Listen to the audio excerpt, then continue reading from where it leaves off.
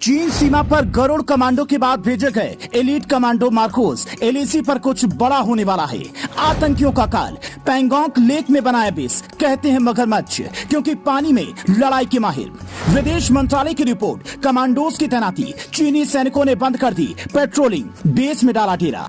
इधर विदेश मंत्रालय ने एलएसी पर चीनी सेना की कारगुजारी पर रिपोर्ट जारी की। उधर पैंगोंग लेक में भारत के एलीट मार्कोस कमांडोज ने डेरा जमा लिया। ये वो कमांडो हैं जिन्हें बेहद ही स्पेशल ऑपरेशन के लिए बनाया गया है। मुंबई में जब 26/11 हुआ तो उस वक्त भी मार्कोस को ही बुला लिया गया था। अगर एनएसजी कमांडो ऑपरेशन में फेल होते तो मार्कोस ऑपरेशन को अंजाम देते।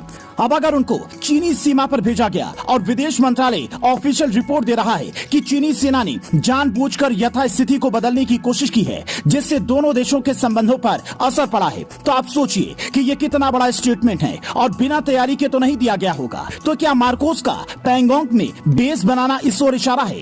ये तस्वीर देखिए, पैंगोंग लेक में जो पेट्रोलिंग कर रहे हैं ये मार्कोस कमांडो हैं जो भारत के एलीट कमांडोज माने जाते हैं। ये अपना चेहरा कभी नहीं दिखाते। इन्हें पानी में ऑपरेशन के लिए तैयार किया गया था, लेकिन फिर जमीनी ऑपरेशन में भी इन्होंने महारत हासिल कर ली।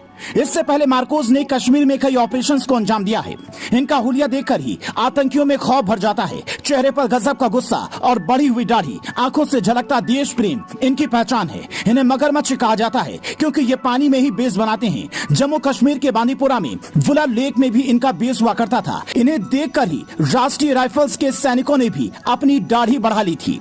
भारत के सबसे डेडली फोर्स के नाम से मशहूर मार्कोस चीनी सीमा पर उतर गए तो समझिए कुछ तो होने वाला है। जब से मार्कोस ने एलएसी पर डेरा डाला है तब से पैंगोंग वाले एरिया में चीनी सेना पेट्रोलिंग के लिए नहीं आई है। इससे पहले भारत सरकार ने चीनी सीमा पर गरुड़ कमांडो की तैनाती की थी जिन्हें AK-103 राइफल दी गई थी। ये ऐसा हथियार है जिससे 1 मिनट में 650 फायर किए जा सकते हैं। गरुड़ कमांडोज के पास नाइट विजन और ग्रेनेड भी हैं जो AK-47 में हर मामले में आगे हैं।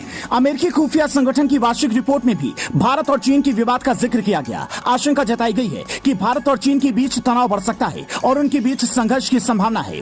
रिपोर्ट में यह भी कहा गया है कि प्रधानमंत्री नरेंद्र मोदी के नेतृत्व में भारत द्वारा पाकिस्तानी उकसावों का सैन्य बल के साथ जवाब देने की पहले की तुलना में अधिक संभावना है। भारतीय विदेश मंत्रालय ने जो रिपोर्ट पेश की है उसमें साफ कहा गया है कि चीन ने 2020 से लेकर कई बार एलएसी पर यथास्थिति को एक तरफा बदलने की कोशिश की और भारतीय सेना को उकसाया, जिसके चलते सीमा पर शांति भंग हुई, जिसका भारतीय सेना ने मजबूती से और उचित जवाब दिया। अमेरिकी खुफिया एजेंसी की रिपोर्ट, भारतीय विदेश मंत्रालय की रिपोर्ट और चीनी सीमा पर कमांडोज की तैनाती बताती है कि कोई बड़ी खबर एलएसी से आ सकती है क्योंकि चीन लगातार सीमा पर इंफ्रास्ट्रक्चर बना रहा है, अपनी सेना को मजबूत कर रहा है, बेस तैयार कर रहा है और वो किस दिन क्या कर दे कहा नहीं जा सकता है। इसीलिए तैयार रहने की जरूरत है और हर तरीके से निपटने की ताकत बनाने की भी आवश्यकता है क्योंकि 1962 वाला हिंदुस्तान नहीं है, ये नया हिंदुस्तान है। Bureau report, news flash.